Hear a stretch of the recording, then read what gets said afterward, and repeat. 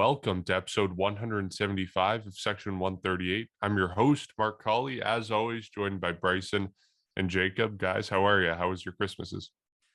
It was good. It was good. Thanks for asking. And 28 days later, unfortunately, still expectedly so, we still haven't heard anything about the lockout. But yeah, kind of expecting. Hopefully, something happens within the new year. But Christmas was good, and just sucks.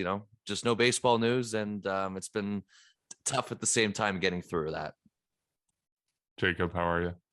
Well, I'm just trying to last through this because I know eventually the league will return. I know eventually the rest of the leagues will return, but right now, I'll be honest.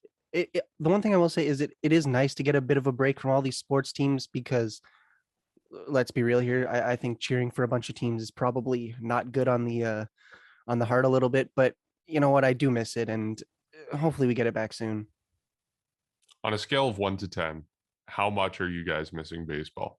1,000. Like straight up 1,000. Okay. I watched a bunch of highlight videos yesterday, and I thought, man, I want this back.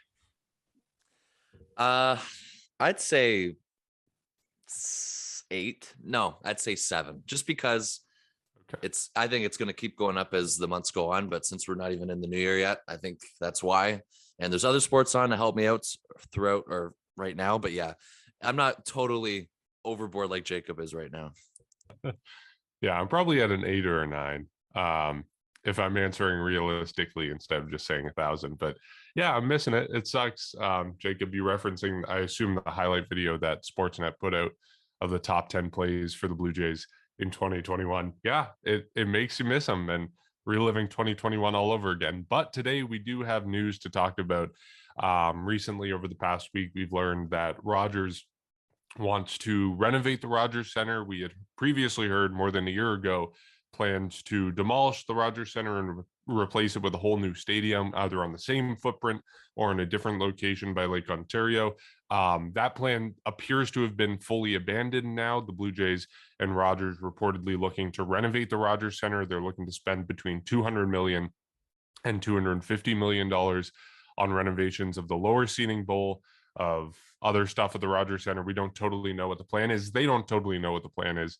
It's still in the planning period, the consideration period before they announce it, hopefully some point in January in the new year. But this plan seems to make a lot of sense. It makes a lot more sense than the plan that we heard last year about them trying to demolish the Rogers Center and replace it. Because, first off, it's just easier to do this. It doesn't cost as much money. It makes more sense from a logistical standpoint. You don't have to find a place for the Blue Jays to play for a couple of years while you replace the stadium on the same soil. Or in the case that, we had heard the potential of maybe trying to build the same stadium or a new stadium on the same land because there was a little bit of land, an empty lot across on Blue Jays Way. You could start building the new stadium there, try to do a kind of St. Louis Busch Stadium type plan where you build the old stadium alongside the new stadium and you don't have to miss any time. There was a world where that was possible, but it was always super complicated, especially so because of the complications of the land property that the Rogers Center is actually located on, because it's owned by the federal government. And they would have had to work out a deal where they could have their, business development, their property part of the land as they had planned alongside the stadium. So all that being said, this plan makes a lot more sense. It's less money. It makes sense for the Blue Jays to do this logistically because it can be done over multiple off seasons. It's improving a stadium that's really not that old yet, even though it feels really old and we don't like to watch ball games in it. It's not actually that old of a stadium. So I think this plan makes a lot more sense than the plan that we heard of last offseason when they were considering demolishing the Rogers Center. Do you guys agree with that, or do you still kind of want a whole new stadium? I'm actually going to disagree with you a little bit, Mark, when you said you don't like to watch games at the Rogers Center. Personally, maybe it's just blindly liking it because it's the home field of the team I like, but I love the Rogers Center. Like it's a different atmosphere, I think, to other stadiums. And to be fair, I've only ever been to Fenway Park as the other stadium, but I've seen games at other stadiums. And to me, the Rogers Center just feels a lot louder. It feels more energetic. And obviously that's in part because of the fans, but I just like the environment and yeah, the outfield's not my favorite in the league, but I also do like it for other reasons. And I don't know. I think that keeping this stadium, like, I'm neutral about it. Obviously, I like the Rogers Center, but if the team wants to get a new stadium that looks better, that's cool. Like, but if you want to just renovate it, save money, because I was just looking. I don't think we can find too much right now because the renovations are kind of flooding the search engines right now. But it was at least a couple $1 billion, I think, to rebuild or to build a completely new stadium, whereas 250 million is I think the maximum estimate right now. That's 1/5 of that estimated price, or maybe less than that if it's more than $1 billion. So you're saving money. And the big thing is you do not have to play in a different stadium that you mentioned. And the last 2 seasons, it was Buffalo, it was Dunedin, it was finally Toronto. I don't think that this team wants to be doing any more hotel rooms in other stadiums. And you'd imagine that it would be Buffalo. Maybe that's what I would assume, that it would be Buffalo or possibly Dunedin that they would go to. I don't really think anybody wants to see that. I think they want to stay in their major league stadium. And to be honest, if you're going to be a contending team, I think it makes sense to stay in your home ballpark, especially down the stretch and into the playoffs, because those fans, as we saw what happened last year or this year, really, they helped them. And at the end of the day, I think it's just the Rogers Center. I like it. And if you're going to keep it and just renovate it and upgrade it, that's honestly, I think that's probably the better option for most of the reasons that you listed earlier. And we've started to see, I think, some things such as the video board being expanded, or something was going on. I think we saw a few videos on Twitter, and it's just little things that are going to upgrade the stadium, but not necessarily change it completely. And I'm doing some searches as we speak, and there were some people complaining about the turf, maybe renovating that or changing that, switching it to grass. Not really sure how likely the grass is, just because, I mean, part of the reason that there is a roof is that you now don't need the like filtration systems and all that for the that normal grass would have, and that's part of the reason why you frantically close the roof when it's raining. But honestly, like, I mean, the one criticism I think of turf is that some players were getting injured and unexpectedly, where they weren't getting those types of issues and the balls weren't hopping the way they were in 28 of the other stadiums, including Tampa Bay, because they also have turf. But basically, it's just little things that'll upgrade the stadium or modify it a little bit. And if you can keep the Rogers Center, you can keep this team where they belong, which is a major league stadium for the foreseeable future, then I'm honestly fine for it. And at this point, I think it's safe to say that if the Rogers Center was to be replaced, then we would pretty much have a confirmed or a confirmation about that now, because it's going to take 8 to 10 years. And that was the prediction a year ago. And if it's 8 to 10 years, that's still a long time away. But if you were to keep delaying it a couple of years, then at that point, that's way out of the picture. And that's probably beyond even this competitive schedule and this roster. And so now it's just, let's modify this stadium, let's keep it. And I mean, yeah, one day this Rogers Center will probably be modified or probably be replaced. But I think at this point, it's safe to say that that's in the vault for now, and it's not going to be what the case is, at least for the foreseeable future. Yeah, I think I'm at peace with this. I mean, I think throughout the pandemic, a lot of is obviously has changed, and it's pretty much completely twisted the Jays' decision from maybe exploring the possibility to kind of ruling it out for the time being. And if they're going to spend upwards of 250 million, which was the initial report, a part of me believes what you think, Jacob. Like, this is for a long time. Like, this is going to be for a long time, and that's why I think that's what it does. It kind of pauses the idea of a new ballpark for the foreseeable future, like you said word for word just now. But in the meantime, I mean, if you can make Rogers Center a lot better, then I'm all for it. And here's the thing too with it. It's a lot of people, I think, have the same opinion. Well, I shouldn't say a lot of people, but I should say some people do, is that a lot of people enjoy watching a game when the roof is open. It's the problems that come with it is when the roof is closed. So in this renovation plan, whatever it is, the only thing that we kind of know for sure is that it's likely going to be a redesign of the lower level. So if you can find a way, and I don't know what it is, maybe window, I don't know, I'm just spitballing, but if you can find a way to make it more enjoyable with the roof closed, I think it'd be I think that's something that they should look into. And obviously modernizing it in some sort of way. We know how quickly it became out of date as much as it's only, I think, the 7th oldest MLB park in the league. So if they can find ways to do that, and I know a lot of people complain about how tight the seats are in the lower level. So if you can kind of make that more comfortable for fans as well, I think there's a lot they can do with it. And I'm not really nervous for any kind of move, because when you look at how this organization has revamped their spring training facility in Dunedin, we've seen what they've done with TD Ballpark and the facilities itself. I'm more excited to see what they actually have planned, because they must have a lot going on in terms of planning. And I think one of you guys said it right away too. A new video board was coming in for next year. So I guess it's already kind of being implemented now. It might already be done. I believe turf was also replaced 2 years ago. It just wasn't in use until they came back this summer. So I don't know how quickly or how long until they do that again. I know they do that every couple of years, but at least every time they do that, the turf continues to get better. And as much as people want grass, I think we've kind of went past that idea, unfortunately, just that it's not possible because of the roof being closed pretty much for majority of the year. It's only open for a few months of the year, which is in the summer. So I think I'm kind of at peace with everything. I think fans know what they're getting out of when they go to the Rogers Center. I think that's fine. But the fact that they are investing this amount of, or this much money into it, definitely gets me optimistic to see that they can find a way to make this ballpark even better than, what it could be when the roof is open. Because I think when the roof's open, a lot of us enjoy it as much as there's a lot of concrete everywhere. So it's not horrible. And I think that's why, some people agree with that. Some people may disagree with that. And, there's been a lot of memories as well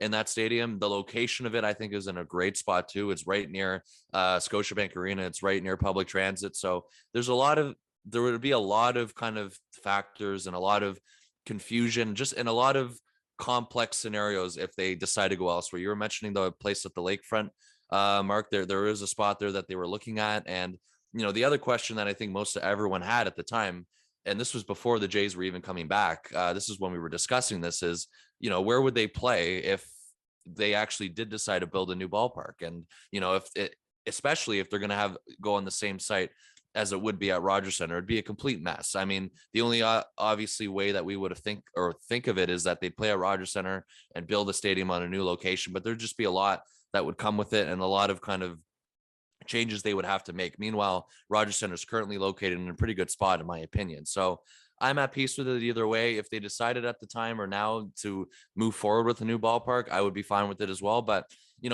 I think me personally, I can survive with Rogers Center for the next, who knows, maybe decade at least. And I think maybe eventually then that's probably when they'd reevaluate. But, $250 million for renovations it's a lot of money for Rogers Center. So that's why I'm excited to see the changes they make.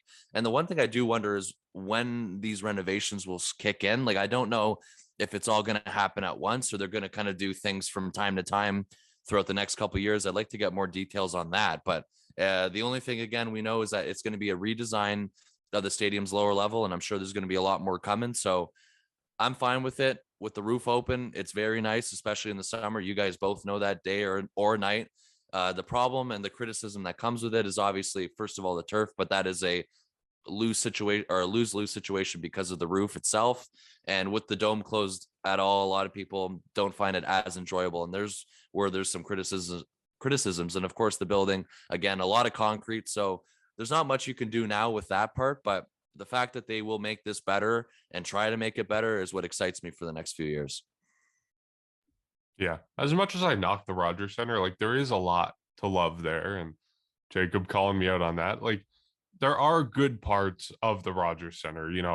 It might not be the top of its class. We mentioned that it's not actually that old, but it was kind of the last stadium of a generation where you're building multi-purpose enclosed stadiums. It was revolutionary for having its moving roof and being able to have a retractable roof. And then a couple years later, I think 3 years later, Camden Yards comes along and revolutionizes baseball stadiums. And every stadium built since then has followed the model of Camden Yards, whereas the Rogers Center is kind of a relic of a bygone era of multi-purpose retractable roof stadiums. So, and even retractable roof stadiums now, they are open to the city. You look at Minute Maid Park in Houston, you look at T-Mobile Park in Seattle. They have giant windows in them that you can see out into the city, that even when the roof is closed, there's ways for light to get in. Globe Life Field in Texas is another one that follows that rule. So Yeah, there still is a lot to love in the Rogers Center, though. And with the roof open, it's not a bad stadium. The problem comes when the roof is closed. So I guess the next question is what we want those renovations to be. If we had to come up with a dream list of our ideal renovations for the Rogers Center, what is on that list? I think for me, the first one is somehow opening it up to the city when the roof is closed. Whether that is, I don't know if I'm, dreaming here and this is truly impossible, but whether that's like some sort of translucent roof, replacing the kind of white paneling that we have with some sort of glass or see-through product. I don't know if that's even possible in the wildest imaginations of the people who are modeling these renovations, but that's something that I would like to see.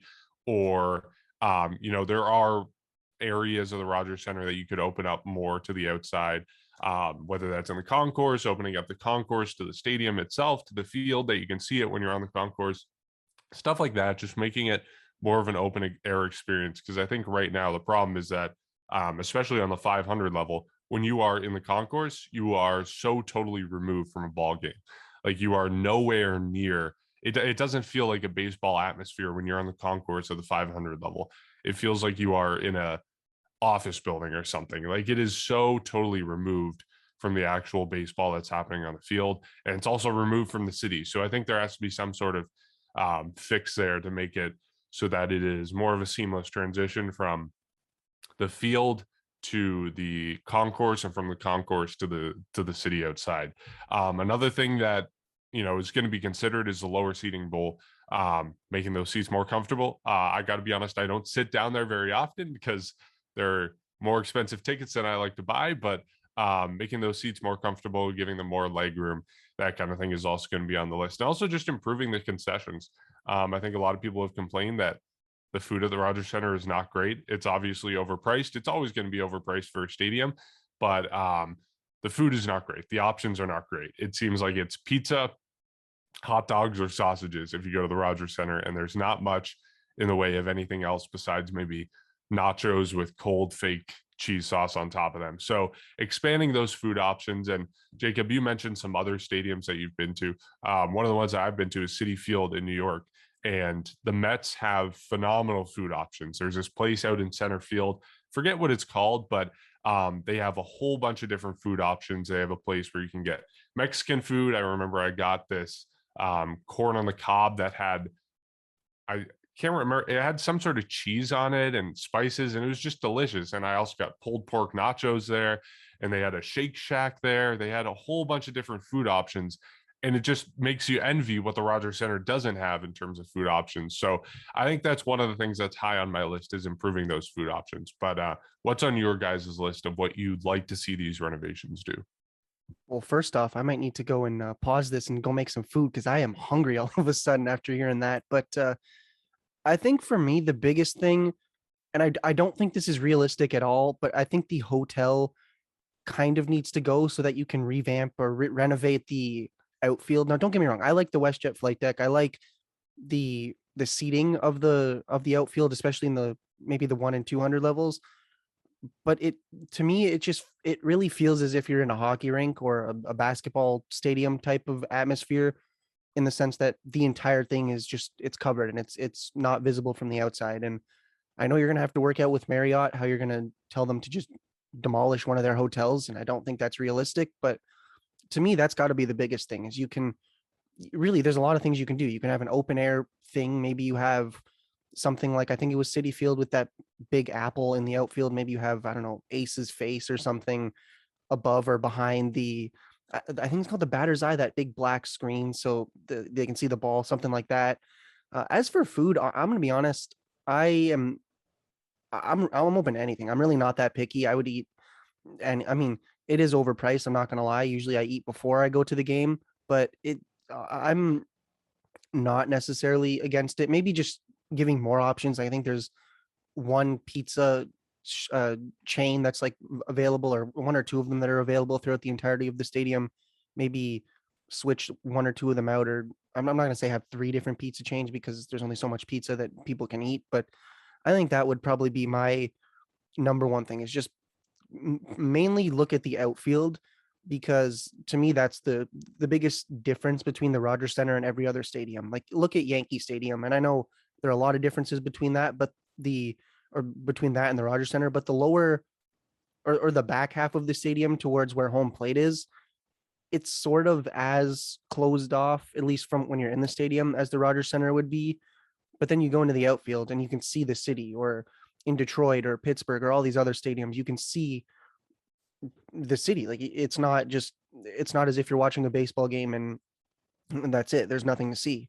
That's what I would like to see. And this isn't necessarily a renovation, but it's maybe a modification of the rules. And I'm just here on MLB.com, and the Rogers Center roof has to be closed when the temperature is below 10 degrees Celsius, which I get. I mean, nobody wants to play in the cold. Nobody wants to be freezing cold in the stadium. But, and I'm not really focusing on April and May and March. Like, obviously, it's going to be cold and whatnot. But I think the one thing that's unfortunate is in the playoffs, the roof is pretty much always closed. And you remember 2016, I believe, actually, I think the wild card game, I think the roof was open for that. Yeah. But then the rest of the division series and the championship series, the roof was closed. 2015, it was closed. And I think that was probably the only the only 2 years that the team has made the playoffs, because they had that like 22-year drought. And I think they were, I don't know, my memory's lagging, but my point is I would like to see some type of modification where if the consensus is to open it, even if it's obviously, if it's like -10, then nobody wants that. But if it's 8 or 5 degrees or anything around that, I think maybe modify that so you can have the roof open, because I mean, I'm sure there'd be some noise complaints from the hotels and the apartment buildings after a playoff game. But I would like to see something like that where you can at least open it and it feel like a real baseball game, and not say, oh, it's 5 degrees, we can't open the stadium, even though, say, the majority of people want it. But other than that, I don't really think there's a ton that I would necessarily go against. I mean, at the end of the day, anything that makes the stadium nicer, I would definitely be in favor of. But in terms of what I want, it's just kind of not so minor things in terms of removing a hotel from the back of the stadium, but just little things like, changing how you can have the rules for the roof, and hopefully opening the stadium, at least the outfield, up to, I guess, the rest of the public. Yeah, that's interesting how one of your ideas was like partially opening it, and they kind of have that now. It's like a flap, I think, that opens up in left field or something. So realistically, that's not impossible from what you're suggesting, and I think that's something that should be looked at as well, actually. So maybe, in that sense, something partially opens the stadium in those months, like you were mentioning. And of course, they had to do it this year, even when it was raining or whatnot, because of air circulation, because of the pandemic. So that was something that they were doing this year. But of course, it's not really noticeable. So if there's a way you can make everything more noticeable with the roof closed, that's my biggest issue. And I think that's everyone's biggest issue. And I go back to what you were saying, Mark, some sort of, or any sort of windows or kind of anything like that with something to do with the roof or around the maybe the first level of the stadium, or not even, just around the walls in general, to make it more presentable, like you were mentioning when it was open. I guess something would be pretty cool if there was like a window kind of facing the Rogers Center, the CN Tower, so you can see it even when the roof is also closed. So for me, it's pretty basic and kind of similar to what you were mentioning, Mark, of how something to do with windows to make it more presentable when it's closed. I think that's the biggest issue for me. And if you're going to revamp the lower level, of course, the 100 level, maybe even the 200 level, but I think they're prioritizing more on that, just to make it more comfortable, maybe space it out a little bit more. It's okay if they want to remove a few seats as well. Like, I understand Rogers Center could hold 50,000 people or plus, but realistically, if you want to enhance the experience and make it more presentable, you can afford to take out a couple of seats. I don't know if they will, but I know a lot of stadiums that don't fit as, or can hold as many people as Rogers Center, but of course they're a lot nicer. I mean, you look through other stadiums that can hold maybe up to 45, 48,000, and they're much nicer, and they're one of the nicest in the game. And of course, there's even some that hold less than that I think that are pretty much the top ranked. You look at kind of PNC Park, you looked at T-Mobile, or not T-Mobile Park, it used to be the place in San Francisco. It used to be AT&T, but they renamed it. So that place, Oracle, of course, Park? San Francisco. Is it Oracle Park? That's what it is. Maybe. You're right. Yeah. I think that's what it was. One of you guys can correct me as I talk too. So that one PNC Park. So those stadiums hold less people. And of course, I'm not saying the Jays cut it completely, but I'm saying if you want to space it out a little bit more and take out a few here at seats here and there, I think that's something that they can definitely live with. That's my biggest concern. I think pretty much the on-field things is already at the best they can do. We know they implemented an altered infield back in 2016. That is something that was pretty much needed for ever. Like that was something that they've never or always been slacking on. And they did that. They've replaced the turf multiple times. You're always going to have that every few years. They replaced the batting cages. We know that a lot of the player kind of, equipment rooms and all that, what is accessible to the players underneath or just off the field is gotten a lot better over the years. And especially last year, I think they really stepped up their game with that. So, and it's just been a bunch of renovations that they've had that they couldn't really show off to the players because they haven't been here. We know the spring training facility I mentioned at the beginning, that's been redone completely. And that's pretty much out of the park as well. So that's awesome of what they've done with that. So I think lowering the capacity a little bit to make the seating more comfortable, windows, and of course concessions you were mentioning too, Mark. That's something I've probably on my list as well. It's not as high of a priority, but it's definitely something that would be, we'd be benefit a much better from, to have better options and pretty much, whatnot at concession stands. And Jacob, your idea of removing the hotel definitely kind of caught me off guard a little bit. I understand your suggestion with that. I'm curious to see if that anything comes close to that, or maybe they revamp something to do with how it presents itself, with just making it more modern in terms of the hotel. So I don't know how likely it is they can separate a hotel from that, but it's definitely an interesting idea. And I do like your idea though of maybe having a possibility where you can partially open the roof as well. I'm really in favor of that. I'm in favor of the windows. And again, the last thing, the lower level, which they already are planning to do, make it more comfortable. If they do all those things, I think the stadium is going to be a lot nicer and it's going to be a lot more enjoyable to watch, especially when the weather's still bad in April and the beginning of May. Yeah. Who knows whether actually doing something with the hotel is physically possible structurally, but these are all fantasy world ideas. Who knows how practical any of them are, but this is just bucket list stuff that we would like to see with the Rogers Center. You mentioned the capacity, Bryson. Yeah, the Rogers Center is the third largest stadium by capacity in baseball. It's Dodger Stadium with 56,000 seats, Coors Field with 50,000 seats, and Rogers Center with 49,000 seats. Those all being max capacity numbers. You don't need that many seats. There are very successful stadiums that sell out every game. Fenway Park being the first that comes to mind, and they are smaller capacity. I think Fenway is 34,000 seats. So you can go ahead and make the experience better for the fans who are at the games on the lower seating bowl, reduce that seating, maybe open up some of the 500 level by removing some sections. You can make it a more enjoyable experience for the fans who are at the game while reducing capacity, because you don't need 49,000 seats. It's just not necessary. Another thing I would like to see is a team museum of some sort. I know there is, there's a level of excellence, there's all those kind of things, but we don't really have any recognition of team history in the stadium. And this is something that we've seen from a whole other host of stadiums. You talk about Yankee Stadium, you talk about Citi Field, they have a Mets museum there. Even Fenway Park has their own sort of, I don't think it's actually in the stadium, but they have their team store out on, the name of the street is escaping me, but they have a team store there, and they have a mini museum sort of thing, and they have old players come for every game where they sign stuff. That kind of thing, a recognition of team history, is another thing I would like to see. But as I said, this is all fantasy world ideas. These are ideas that are the bucket list of stuff. Let's talk about what's actually practical, because there's been people complaining that the price tag for this is not high enough. 200 million to 250 million is the number we have publicly right now.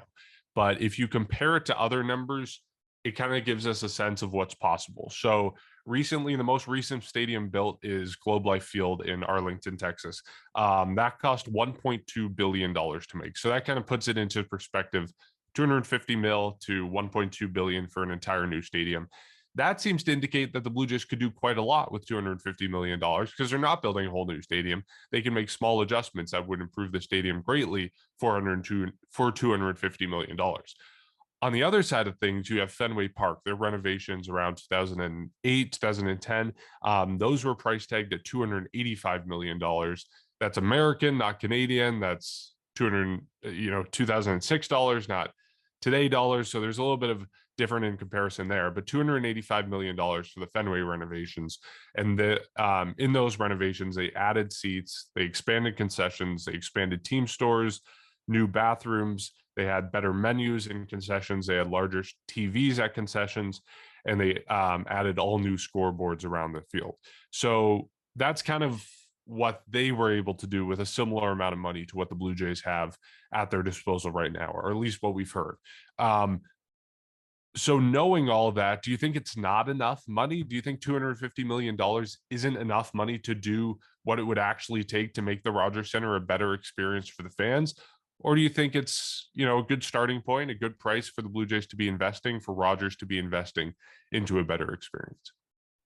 I think it depends on exactly what they're doing. Like once we figure out everything that goes on or what the projections are, then I think it would make a little bit more sense to, I guess, make an assumption about that. But I'm not sure. I mean, I think at the end of the day, it depends on how you want to go about this. Like, say my idea of taking out the hotel, that's obviously not within the realm of possibility, even with that price tag, or even if you want to increase it to, like, I don't know, 400 million or something like that, would still take a lot of money. But if all you're doing is, and I think the roof, or not the roof, the scoreboard is done.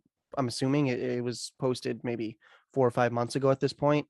That's, I have no idea what the price on that specifically was, but if what you're doing is kind of what we're suggesting, where you reduce the seating capacity, maybe modify it a little bit, then I don't think that that's I don't think that's a ill area of money to spend. I think that's probably realistic, and it's a good starting point. At the end of the day, that's what you just said there. It's not a huge investment, because at the end of the day, it's modifications. It's not a completely new stadium. And I'm not saying don't spend money because it's an old stadium and you might revamp it or replace in the future, but you also got to understand that it isn't a completely brand new stadium that requires a ton of money. And if all you're doing is these little things of, say, increasing the or reducing the capacity, excuse me, there, and modifying, the lower bowl, maybe. I like your idea of that team museum. Maybe you do something like that. I don't think that that's going to cost as much money as, or more money than what they're expecting. I don't think, like, it's obviously going to require money and it's not cheap, but I don't think that it would be too out of the picture to say that, oh, well, we have this limited amount of money, there's only so much that we can do. I think that they could do what they need to do with $250 million. And who knows? I think what's very clear about this current management, Ross Atkins, Mark Shapiro, is that they're willing to invest in this team, at least now, since the rebuild is kind of finished. It's clear that they want to put effort into not only the players, but the environment, and what we saw what they did in Dunedin. And so, say this does require, I don't know, an extra 50 or $100 million to, who knows, maybe they want to completely redo the street that's like around the back half of the Rogers Center. Maybe they want to do something like that. They could do that, and I think they would put out the money. Whatever is realistic and makes sense for not only the team but the players and or the fans and everything. I think they could do that, but as of right now, I think 250 million, considering what we've kind of assumed is within the realistic possibilities for them to modify the stadium with, I think that it's a fair amount of money. Yeah, I agree with you. A part of me also wonders, maybe because they're going this high, and which is considerably low from people's opinion, maybe that also tells you that this is something, if you look 10 years down the road, that they're going to maybe reevaluate again in terms of building a new stadium. So who knows how set in stone they are with Rogers Center, I guess, in the next decade. Obviously, for the long-term future, it's going to be here, but a lot of stadiums, we see it. I mean, even throughout, not even just baseball, you see NFL stadiums now, billions of dollars at least. And like, that's like the minimum price tag that you're seeing. Mark, you mentioned Arlington, Globe Life Park in Arlington. And I mean, that also, like, insane with what the cost was for that. So I think from what we're kind of, a lot of us obviously in our fantasy world, when you kind of list things off of what you would like to see, I think a lot of it maybe seems, it's obviously probably over the budget of $250 million, especially if you want to remove a hotel connected to the stadium. But, like I think a lot of the things we mentioned though is possible with the budget they have. Like pretty much any sort of way to add some windows or some sort of natural light to come into the park when the stadium's closed.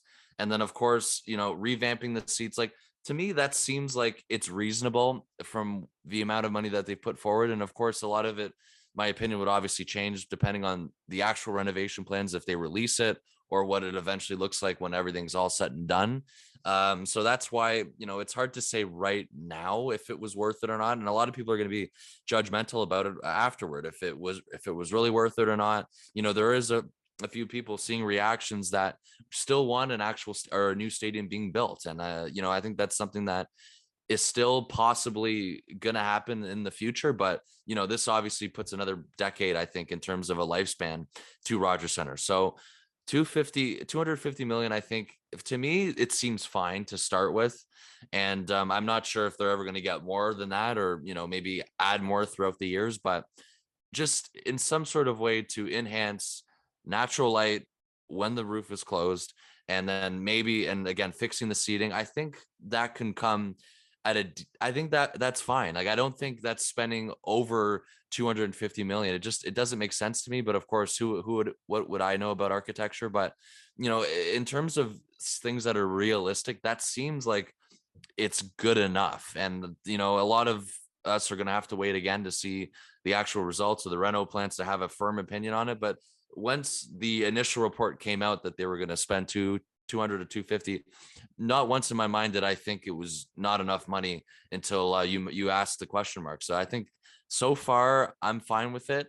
And of course that can change, but right now, if you're asking me right now, I'm fine with that money that's going to be spent. And the one thing too that I see a lot of people requesting is the name to go back to Skydome. And of course that's pretty much not going to happen. I mean, unless ownership changes, right? So I don't think that's a realistic idea too. That seems more like a fantasy name right now too, unless Rogers actually decides to do that. But why would they do that if they take their own name off the stadium? It doesn't make sense. So I just wanted to ask you guys about that, even though I think we all know it's pretty much zero to impossible in terms of that happening. But, windows, first level, I think they can get this done with the budget they have. And I'm pretty excited again to see what they do with this in the next couple of years. Yeah. Dream World, love the Skydome. Not going to happen on its own volition without Rogers selling the team. It's staying at Rogers Center as long as they are owning the team and owning the stadium. So, but What yeah, if, it's though, hear me out. What if now I know we've seen some really questionable name changes to stadiums, primarily in LA. I don't even remember what it was, but like they have a .com at the end of what the Staples Center used to be. Crypto.com arena in LA. That is the worst arena name I've ever seen, if I'm being honest. But hear me out. What if you call it, and this is just speaking out loud or thinking out loud, but what if you change it to the Rogers Skydome?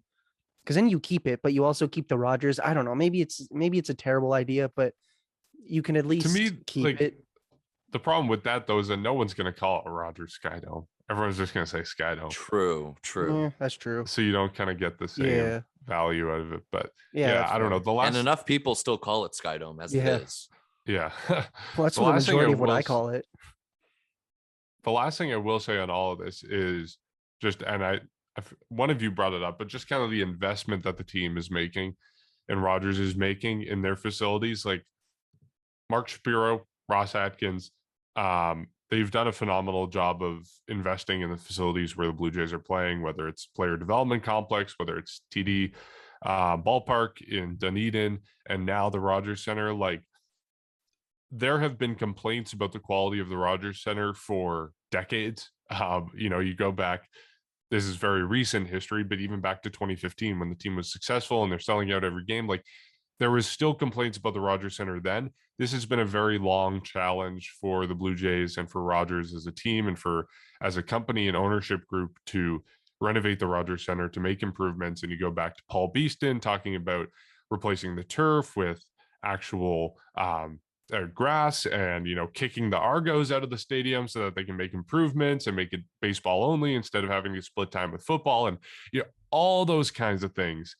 This has been a very long conversation, and kudos to Rogers, kudos to Mark Shapiro for coordinating this and actually making it almost a reality. We still don't have the actual plan, but we're awaiting eagerly for when it is announced, which is the plan is supposed to be finalized next month in January and announced soon after that. So hopefully by February 1st, we have an idea of what these renovations look like. But kudos to Rogers, kudos to Mark Shapiro, kudos to the entire Blue Jays ownership group and management and executive group for making this a reality after so long of this being on a dream wish list for Blue Jay fans.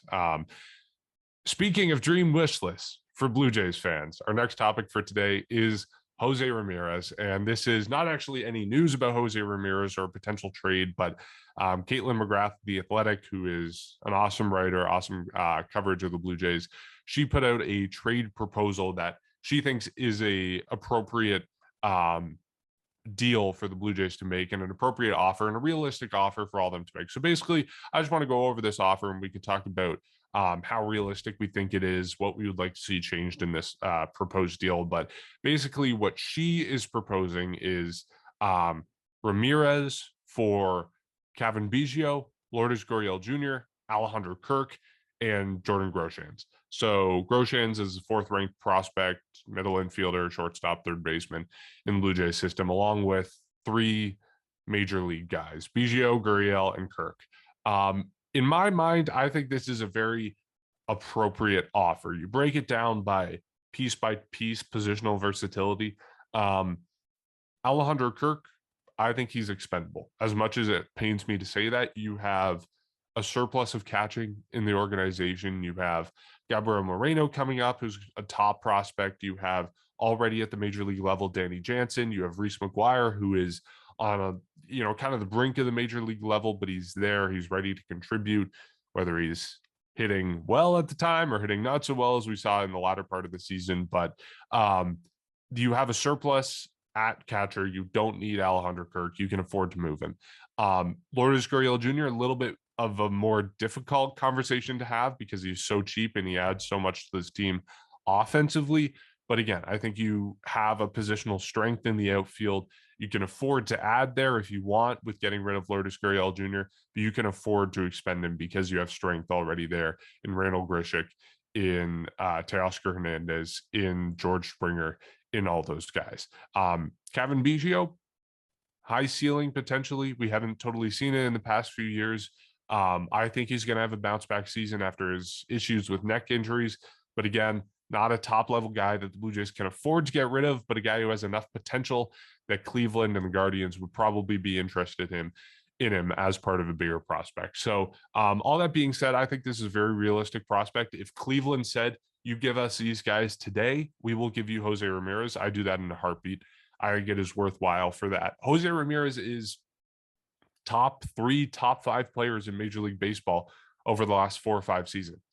That is a type of premier talent that doesn't come around so often. And I think the minute you trade for Jose Ramirez as a team, assuming you don't give up too much Major League talent in that moment, you become an instant World Series contender. And I think the Blue Jays are close to being there, but they aren't there yet.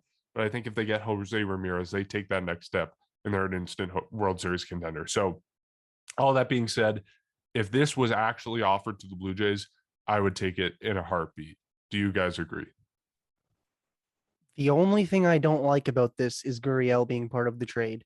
Now, I understand, like, he's a good player, and if it's the make or break of the trade, if it's either you give us Gurriel part of the deal or Cleveland backs out of it, I can stomach that. But if you can somehow get away with not giving up Lourdes Gurriel Jr., I think you have to exercise all options. And looking at the top 10 prospect list, I think Gabe Moreno's and Elvis Martinez are untouchables. I said that about Austin Martin last year, but I'm going to completely retract that statement because I think 9 years of Jose Barrios is well worth it. But I feel like maybe if you can somehow convince the Guardians to consider, I mean, you look at Otto Lopez, he's the 5th ranked prospect. He's a infielder listed as an infield / outfielder. Maybe you can justify, instead of Lourdes Gurriel Jr., maybe it's Otto Lopez and Randall Grichuk. I mean, to be fair, I don't think Randall Grichuk is worth it for Cleveland. I don't want to say that, but if you're Cleveland, you're saying, well, he's a average at best outfielder at this point in his career. I just think if you can somehow, maybe I don't want to give up too much prospect capital just as much as I don't want to give up too much major league capital, but if you can somehow keep Gurriel in your outfield, I think that you have to consider it. And maybe it's you give up another prospect. I mean, the ETA on both Grosjean's actually, yeah, both of them, Lopez and Grosjean's on MLB.com is listed as 2022. So maybe those two can compete in the Cleveland organization, especially at the major league level next year. But I think you have to consider keeping Gurriel at pretty much till the point where you realize the deal is going to not happen if you don't trade Gurriel. And it pains me to say that because, I mean, yeah, his roots in the outfield sometimes confuse me. His arm is definitely there. I mean, you work on that and you have a very legitimate hitter, except for the first month and a half of the season. You had a 300 hitter and you have somebody who can throw out runners with the best of them in the league. I think you got to consider keeping him unless you get to the point where Cleveland says it's either he's part of the deal or the deal's off. But I'd like to see what you guys think. I mean, maybe the prospects is too much. Maybe you don't want to give up too many of your top 10 prospects, but I think that if you can keep Gurriel, giving up an extra prospect or two, even if it's your higher ranked prospects, I think that would definitely make it worth it. But aside from that, I think the deal is fine. Alejandro Kirk, I think one of the catchers is expendable, whether it's Kirk or, well, it's probably Kirk because I mean, the other two maybe don't bring as much potential value to a trade. Definitely could value the Blue Jays or be valuable for the team. But if you're looking at projections, Kirk probably has the highest projections in terms of trade value. With Biggio, same thing. I mean, at the end of the day, the rest of the trade I think it's fair and I think it's realistic because at the end of the day, if you're going to acquire a top 5 player in Major League Baseball, you're going to have to give up a lot. And those pieces, I think I'm comfortable with. You still have, even if you give up Jordan Groshans, you still have Orelvis Martinez, who is listed as a shortstop and third baseman. He's coming up, expected in not next year in 2022, but the year after that. Who knows how realistic all these ETAs are, but you still have another guy coming up in the infield. So with the rest of that deal, I think it's fine. But Gurriel, to me, you guys, I don't know if you guys agree or disagree, but I think Gurriel is probably the one thing that sticks out as the thing that you have to work tirelessly to avoid having to trade him. But the rest of the deal, I think is it's fair, it's realistic, and it's part of the art of doing business in Major League Baseball.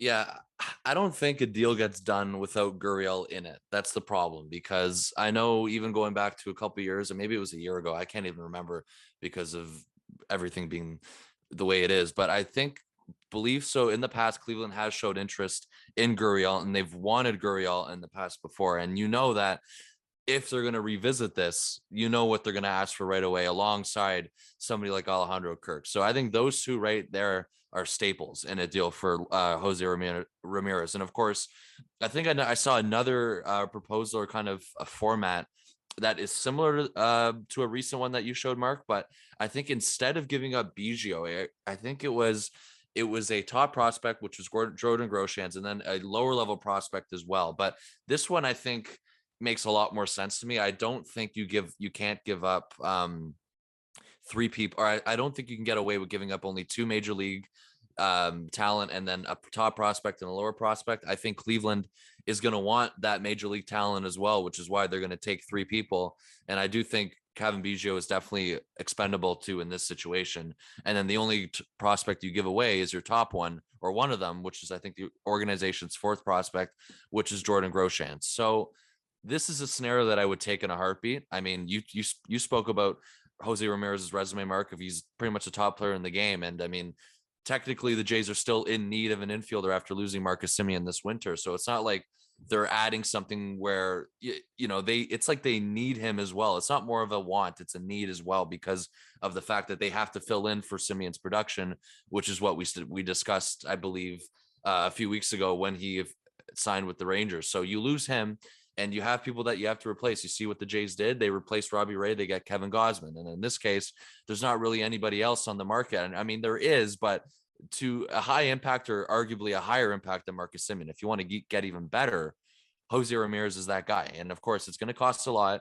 We know this, but, I just don't see a scenario where the Jays can kind of undercut them and, kind of steal Ramirez away because of how much he is worth. Like, this is a superstar that we're talking about here. So that's why this scenario makes sense to me. It is a lot. Everyone knows that it's a lot, but to me, absolutely it's worth it. I mean, first of all, Alejandro Kirk is their best trade chip that they have in this deal because of the catching surplus that they have, rolling with Danny Jansen and Reese McGuire until Gabriel Moreno is ready. I'm comfortable with that 100%. I mean, we saw how Danny Jansen ended off 2021. He had a really good September. He started heating up in August. If they can platoon, and we know what Reese McGuire brings, you'll probably maybe have another couple catchers that could be options until Moreno is ready. I'm fine with them rolling with that. And of course, you look at the lineup other than catching as well, it's lethal to begin with. So, and adding Ramirez in there is perfect. So if that's fine with me, that's something I think they can survive on. If there's a way, though, if you can get away with keeping Biggio and maybe giving up another lower level prospect, I think that's something that would be pretty ideal as well. Again, I don't think the Guardians do that because they're not going to trade away Jose Ramirez and get undervalued and get fleeced is what people call it. So I'd be very surprised if that happened. But I think Lourdes Gurriel Jr., unfortunately, Jacob, I think he's a staple just because of how in the past, this is a team that was showing interest in Gurriel even before we kind of heard about Ramirez in general. It just kind of was Cleveland was interested in Gurriel, and there was a lot of reports about that even prior to the pandemic. So I just think that the fact that they were interested in him then, especially if they want to kind of rebuild and have Gurriel around them to do that with, that's something that you have to look into. And I think that's something that you have to sacrifice. Unfortunately, the Jays are fine if they give up Jordan Groshans. There's a lot of infielders in the organization in terms of the farm system. Jacob, you mentioned as well, or Elvis Martinez. They're fine with doing that. And I think they're fine as well if they have to sacrifice somebody like Gurriel. They have the pieces in the organization to fill in for him, especially if you're getting better with Jose Ramirez. So to answer your question about if I would do this, absolutely I would without hesitation. It's a massive haul, of course, but the player you're getting, in my opinion, if everything lives up to the hype and if the production is there, what we expect and what we've seen, you got to do this deal for sure if you're the Jays. Mm-hmm. And yeah, I mean, you're giving up Jordan Groshans, but you have so many other middle infielders in the system that are projected to be top guys. And you like same thing with catcher. You mentioned the fact that you're fine rolling with Jansen and McGuire until Marino is ready. And like Marino being ready, that's not like a long-term thing. That's not a couple years away. Like that could be as soon as 2 months away from the start of the 2022 season. So it's not a long-term problem if you don't have the exact depth you want there. Because obviously, like Jansen and McGuire is not an ideal combination behind the dish. Like you're going to be lacking in offensive production as much as we saw the potential towards the end of the year of Danny Jansen and at the beginning of the year for Reese McGuire. You're still going to be lacking in offensive production from both of these guys most of the time. So it's not an ideal combination, but it's really just a couple months that you're holding over. And we've seen that you can be a contender with a horrible offensive catcher. Martin Maldonado of the Houston Astros, like one of the worst offensive players in baseball. And yet he is on a team that has been to the ALCS 5 years in a row. Like it is possible to be a competitive team with a black hole offensively at catcher. So the Blue Jays are safe doing that for the first couple months if you're just waiting for Gabriel Moreno to come up, or even for a full year if you think Moreno isn't ready, which I know he struggled with injuries down the stretch in 2021 and just broke into AAA and, first full season at catcher and all that kind of stuff. But I think he's probably ready for the majors. What he was doing in the minors is ridiculous. And I think the Blue Jays are more than happy to call him up early in 2022, kind of like we saw with Alek Manoah. But that's a conversation for another day. Yeah, I think bottom line, I do this in a heartbeat. You might want to see what you can do to get Biggio out of the deal because I'm high on Biggio. I like Biggio as a player. I think he's going to have a bounce back season in 2022 because what we saw in 2020, I think is kind of his full potential. And he was a really good player for the Blue Jays in 2020. You look at his power numbers that season, you look at his other offensive contributions, in addition to what he did on the field defensively. He had a good season that year, and he offers a lot to the Blue Jays in that position. And I don't think they want to part with that. And if you can find a way to maneuver the deal, this hypothetical deal, so that Biggio isn't part of it, yeah, but I'm not sure Cleveland takes that. Like you said, Bryson, I think Cleveland's really looking for young, controllable players, but players who are already at the major league level, because, you know, you look at where they are, they're in the middle of a rebuild.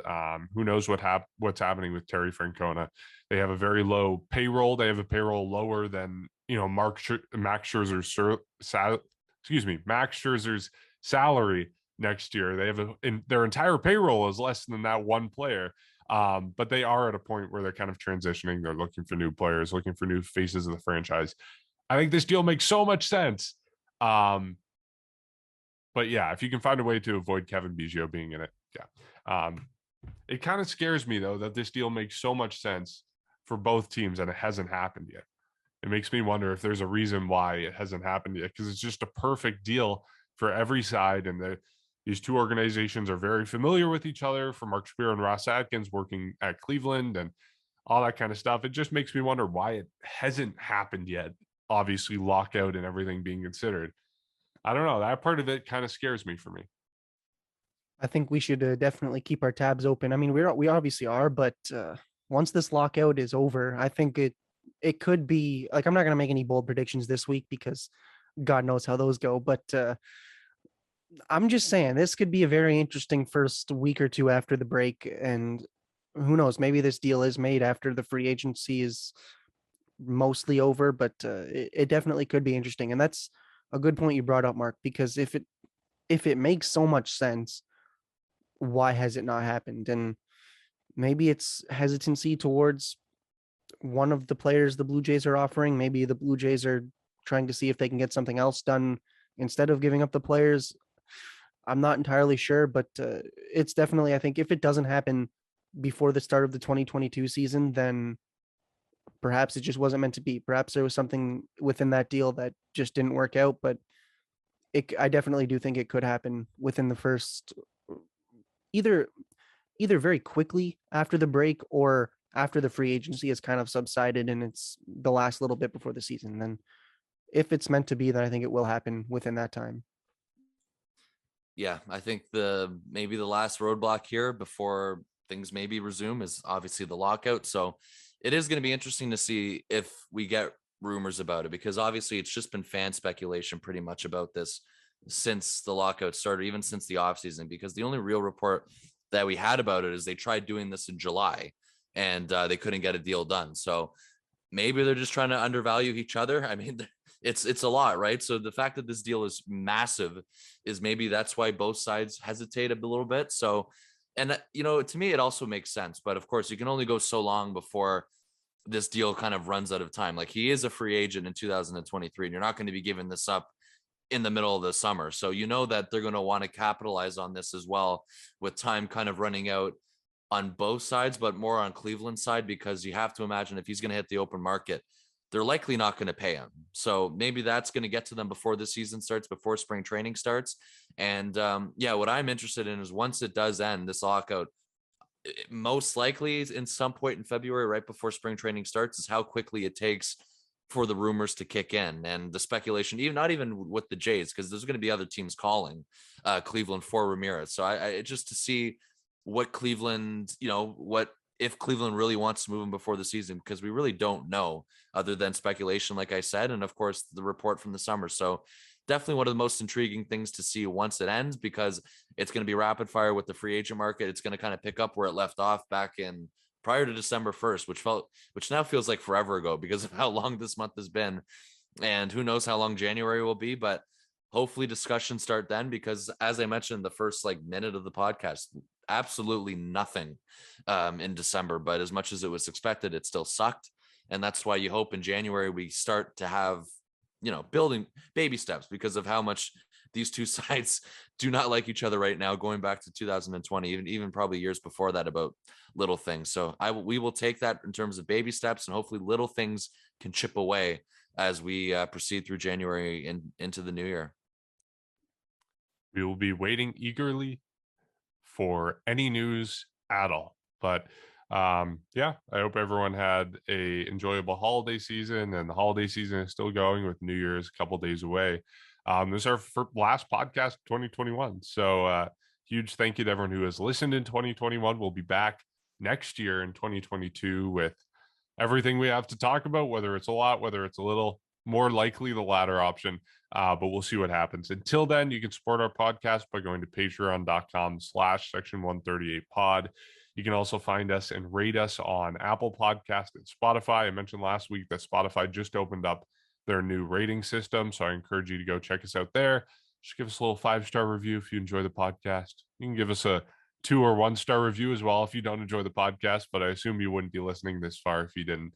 And you can find our podcast on YouTube as well if you normally listen to them. And if you normally watch them on YouTube, you can find them wherever you listen to podcasts. So we'll catch you next week, next year. Until then, enjoy the holidays.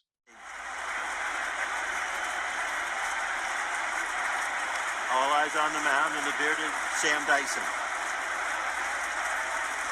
Now he comes set.